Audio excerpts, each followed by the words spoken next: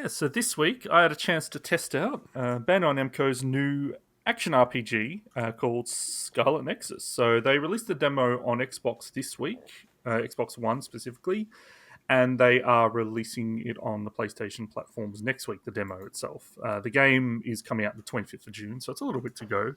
And this game, they're calling this a Brainpunk RPG, which is a ridiculous term, but it's basically meaning it's the setting, the powers, the characters. It's all about like telekinesis and like using your mind to do stuff. So yeah, this game is interesting. So I've kind of avoided a lot of news about this game because it kind of it's shameful for me. It reminds me of the fact that I've yet to really delve into Code Vein, and I know Mike feels the pain on that one. And this game, when you're looking at it, is very like, oh, it looks like Code Vein in a lot of ways, but honestly, it doesn't play anything like Code Vein. So Code Vein is more like an anime Dark Souls style thing. This is very much just a full on just regular action RPG, and honestly, I really, really enjoyed it. So the demo, what it gives you a combat tutorial, and it gives you then when you want after you finish the tutorial, you can skip tutorial if you want, but trust me, don't skip it. You'll learn a lot about it. You can choose between the two protagonists, Yuito, who uses the sword, and Kasane, who uses like floating daggers. And depending on which one you choose, then you get separate parties for the demo, which is one mission. I don't know if the mission itself is different because I only played through with Kasane.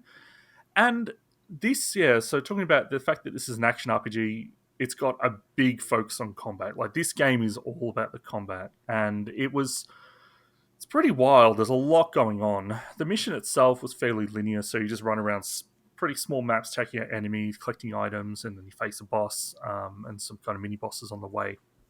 The structure of the game reminded me a lot of Final Fantasy Type Zero in some ways, like when you go on missions and that. And I'm not a fan of that game, but the moment-to-moment gameplay in that game was pretty okay. But this game, the gameplay is really solid. So but if anyone has played Final Fantasy Type Zero, when you go into those missions with pretty small maps, with not a lot of alternate paths, or at least during the mission, I should say, during the demo, that gives you an idea.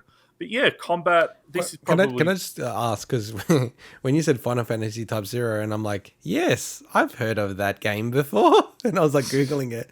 How did you play this game? This is on PSP.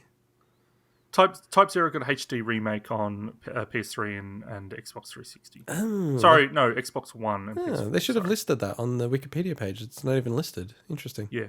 So, yeah, with the combat, this is where I've probably got the most to say because that's what the demo is. It's really just showing you the combat. It's very fast paced, and it involves like chaining regular attacks with telekinesis attacks, like picking up items in the environment. Kind of think Control a little way. It's very much okay. You'll see icons on all the different like.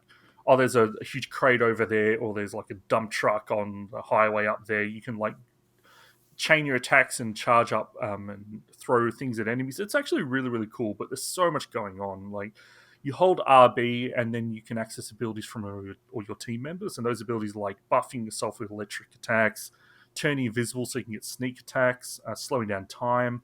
Apparently, using these moves will also build up relationship with those team members, but the demo, you don't really see a lot of that stuff. But there's a lot of timing-based attacks as well. Like prompts will come up and you'll do finishes. There's so much going on that it's kind of definitely hard to describe, but also hard to just know what's going on when you're playing it for the first time. And you can enter some kind of overdrive mode as well that I only went into once during the demo, so I didn't get a good experience of that.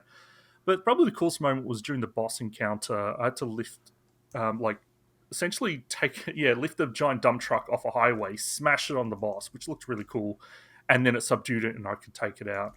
So really, really cool. I really recommend giving the demo a try for the combat alone. I think it's really neat. From a presentation standpoint, the character models look pretty crisp, but the environment of the demo at least was pretty flat, pretty boring. Didn't look great. So hopefully they spice it up a bit more. But yeah, overall I think it's really fun. I'm looking forward to trying it out. I have no idea about the story. It's very anime in both good and bad ways. So it's but it's kind of like For anyone, it's almost like the most Devil May Cry I've gotten from an action RPG in a long time. That level of combat. So Yeah, it's kind of got that near Automata vibe yeah, to it. I mean, just from the trailer, I don't know how it actually plays.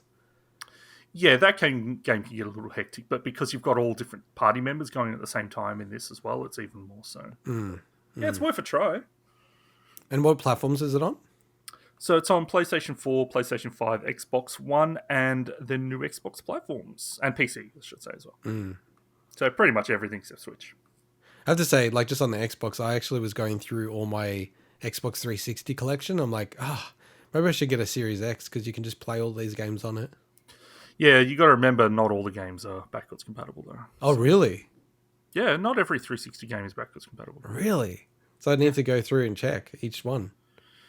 Yeah, there's easy lists out there, but yeah, like definitely not full compatibility. There wasn't with the Xbox One. It's basically anything that was playable on Xbox One is playable on Series X, but not every game was backwards compatible. Yeah, because I'd also heard that they're not looking to update or include any further games. It's kind of like they're pretty much done on that.